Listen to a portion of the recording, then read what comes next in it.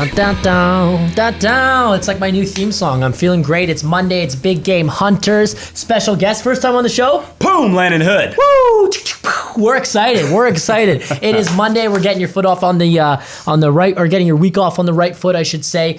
We are talking about the top, unusual, downright weird interview mistakes. Landon, I'll let you take the lead. We hear about some weird stuff, man. We're in recruitment, right? We set up interviews. We oftentimes have a guy that seems so great on paper. You talk to him, he seems completely normal, and then he pulls some weird stuff. And some of the stories we hear, whew, boy, I mean, it's just crazy.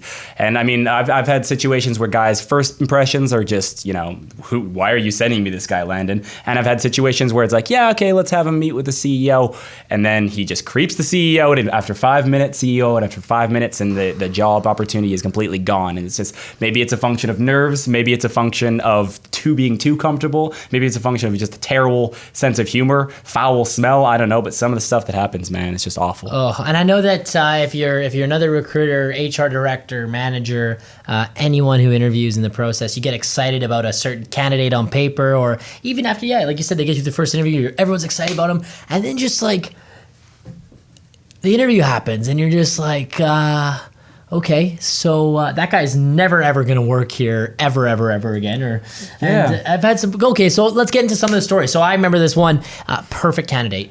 No names, obviously. I even put it out there, perfect candidate, and they agreed.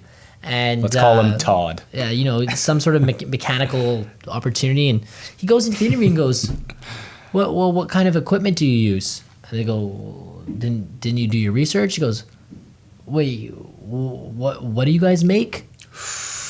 What company is this? He didn't Google it. What?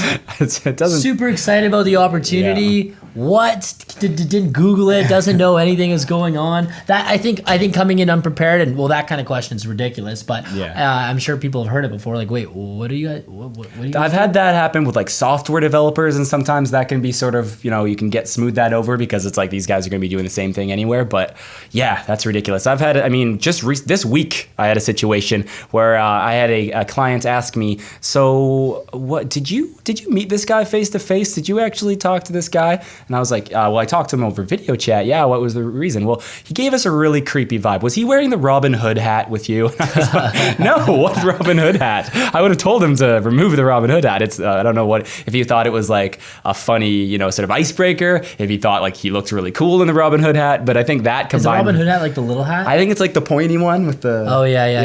And and I guess he generally just gave off. He made me really uncomfortable, and he was in a technical type role, and oftentimes there will be not necessarily the best social skills, so that can happen, but. Yeah, apparently he just gave off a really creepy vibe in that Robin Hood hat. I also think that sometimes candidates take for granted that like an employer, and if you are watching this and you are an employer, you can lie about it, but I know that an employer does actually hire, not based on personal looks or just like what they look like as a person, but what you look like and how you put yourself together is part of your package, right? And part of the person that they're going to bring on board. So if you don't take that seriously enough, especially for an interview or for a first impression, good luck getting that role. You talk about things that like what people should wear to interviews. As long as it's business casual and up. I've had someone show up to an interview in sweatpants before. I've had sometimes the buttoning situation is something to take into account for, combined with where you are at with your hair body ratio. Because I've had complaints sometimes of a little bit of a the chest flow, a Furby. And the thing is like when I'm talking to you and I see chest flow, I'm not gonna listen to you. I'm gonna do this. Eyes up here, Jason. What am I saying here? Stop staring at my chest flow. Is this guy gonna come to the office every day with his chest flowing? Like, we can't have that. How am I gonna get any ladies when this guy's got that sweet chest flow just busting out all day? Back in the 70s. I think also another one is, the nerves aspect. Maybe that's why there's so many weird mistake, like just weird things that happen in interviews, because I think it is a very, high anxiety type of environment for a lot of people. Nerves can bring out the weirdness in people. Just straight up weird. But I think like if you're going for an interview, just chill, just relax. Well, I mean, nerves, an example of nerves here, I had a candidate, he was set, he was done. He had gone through 4 interviews. It was an informal meeting with the CEO, 10 minutes. Done deal. Just meet, talk to the CEO, a female CEO, she's just going to introduce you, tell tell her about the culture. We're going to go from there. And, she just asked questions. So what really, attracted you to our company? His answer was, the pretty ladies, the sweet, pretty ladies. And that's really not an answer you want to give to a CEO in terms of why you were attracted. And then, he gave off this weird vibe, and it was just boom, the deal was over. Female CEO too, right? Female CEO. So, again, that was either nerves or just being, way too comfortable with himself or with the area. But yeah, just not a good look for him. I've had people answer a text in the middle of an in-person interview. I've had people on a phone call, on a phone call. Well, with me, I completely understand. But when it's set up with a client, put them on hold. I get things happen, but it is a little bit of a you want to show that it's a priority, right? You want to go in there for an interview. You want to show up. You want to have a smile. You want to make eye contact. You want the process to flow. Do your research. Then you want to get the hell out of there. Because you got in, you were nervous, you did what you had to do, you want to impress them, get out of there, hopefully you have something else or another interview, carry on. But when you go in there and you start to think about like, ooh, does this person like me? Are they going to, what should I say to that answer? What's the right answer? And get out of your head, man. Get out of your head. Yeah. Be prepared. Do your research. Read the room. Yeah. Don't hit on the CEO, man, if you got the job. Match them too. Like figure out what their kind of vibe is. You know what I mean? Like sometimes you can make those inappropriate jokes if they've kind of made one back. But if you go into someone who's a bit more, on a bit more stern side and you do something that's a bit loosey-goosey, well, they're going to think that you're a bit weird, even if you're not. So really match the room, figure out the vibe, feel it out. And political correctness is key. I think you had an example. Oh, yeah. So a management position, and how do you manage or handle a very diverse organization? And the candidate was basically like, what do you mean by like diverse? Like people off the boat? Oh, don't bring racism to the table. Just general intolerance. I feel that's. I mean, if we're gonna list off key pointers in interviews, intolerance, racism, sexism, these are not the things you should bring to the interview. Yeah. These are the things that you should certainly avoid. Yeah, in life as well, not just in the exactly. interview process. If you joke around with Donald that kind Trump. of stuff or with whoever, Donald Trump. That's up to you. But doing that, good luck. And that was a person who's never ever gonna have an opportunity to work with that organization again.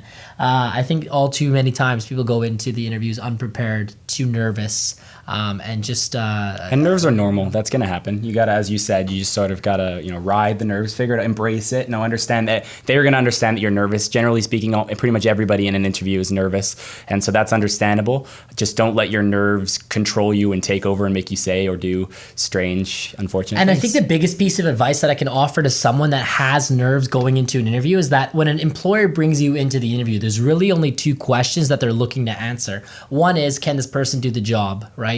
And the second is, can I enjoy work? Will I enjoy working with this person? Can I bring them over for dinner? Do I want to see this person every day? And the interview process goes like this and goes all these different areas, different types of questions to see how you think and to see how your behavioral responses are. But they really only lead to those two answers. Yeah. Can I work with this person? And can they do the job? So have they done this? Can they do this? Just know do I want to deal with this? Just know those two fundamental principles, and you can go and get, you can handle anything your way. And then, maybe you won't have the nerves that are going to bring in the racial slurs, that are going to bring in the sexist comments or the just nerve slurs. Yeah, exactly. Or the you won't bring the nerves to the table where you have the downright weird interviews that we talk about, that people talk about, as we're talking about on the show. So that's our piece of advice. The weird interviews. Those are some of the stories that we like to share. I'm sure that a bunch of human resource